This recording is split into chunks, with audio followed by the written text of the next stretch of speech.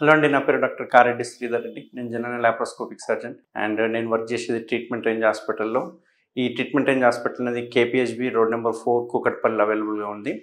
ఈరోజు చూసుకుంటే కనుక మగవారిలో ఈ అంగం ముందరున్న చర్మం ఏదైతే ఉందో అది ఫ్రీగా మూవ్ కాకపోవడం వలన చాలా ఇబ్బందులు గురవుతూ ఉంటారు. దీన్నే మనం ఫైమోసిస్ అంటాం అన్నట్టు. అంటే ఈ ఫైమోసిస్ అంటే ఏంటి అంటే అంగం ముందరున్న చర్మం ఏదైతే ఉందో దాన్నే మనం ఫోర్ స్కిన్ అంటుంటాం, దాన్నే ప్రొప్యూషల్ స్కిన్ అంటుంటాం.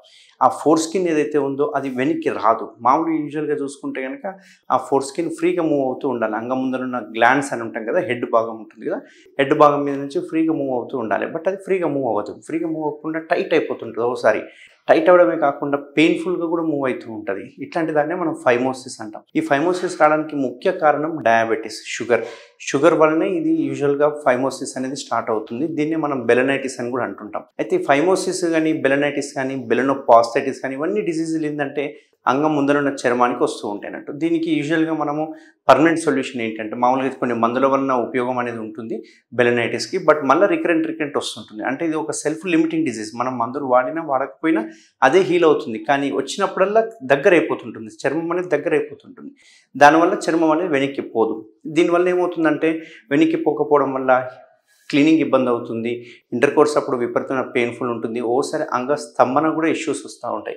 ఎరెక్టల్ డిస్ఫంక్షన్ కూడా స్టార్ట్ అవుతుంటుంది అన్నట్టు. సో దీనికి పర్మనెంట్ చికిత్స ఏంది అంటే సర్కంసిషన్. దీన్నే మనము సుంతి ఆపరేషన్ అంటుంటాం, దీన్నే కత్తన అని చెప్పి అంటుంటాం అన్నట్టు. దీనివల్ల ఏంటి అంటే లాభాలు ఏంటి అంటే ఆ ముందరున్న చర్మాన్ని తీసేస్తాం. చర్మాన్ని తీసేయడం వల్ల క్లీనింగ్ ఈజీ అవుతుంది. రేపు ఇంటర్ కోర్స్ చేసినప్పుడు ఫ్రీగా ఉంటుంది.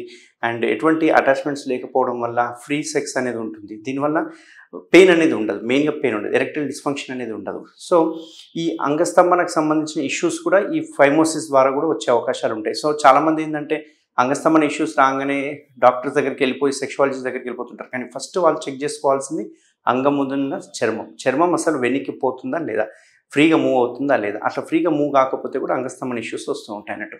సో ఇది మామూలుగా ఈ సర్కంసిషన్ అనేది అందరూ ఓపెన్ సర్కంసిషన్ చేస్తారు. బట్ మన ట్రీట్మెంట్ రేంజ్ హాస్పిటల్లో ఎస్పెషల్గా మనం చేసే మెథడ్ పేరు కేఎస్ఆర్ స్టేప్లర్ సర్కంసిషన్ అంటాం.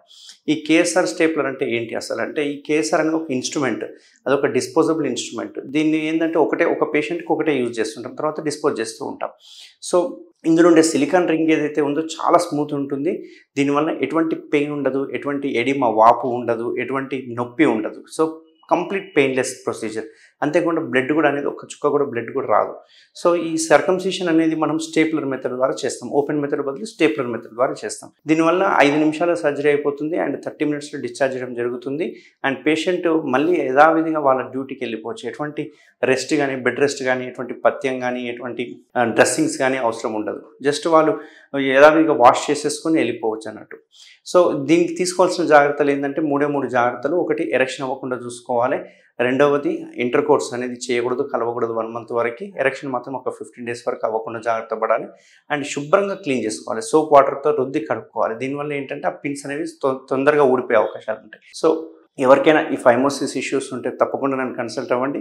దీనికి మనము సర్కంసిషన్ ద్వారా దీనికి కంప్లీట్గా మనం పరిష్కరించుకోవచ్చు. Thank you very much. Thank you Sridhar Reddy sir. Thank you doctor Sridhar Reddy sir. Thank you Sridhar Reddy sir. Thank you Sridhar Reddy sir. Thank you Sridhar Reddy sir. Thank you Sridhar Reddy sir. Thank you Sridhar Reddy sir. Thank you Sridhar Reddy sir. Thank you Sridhar Reddy sir. Thank you Sridhar Reddy sir.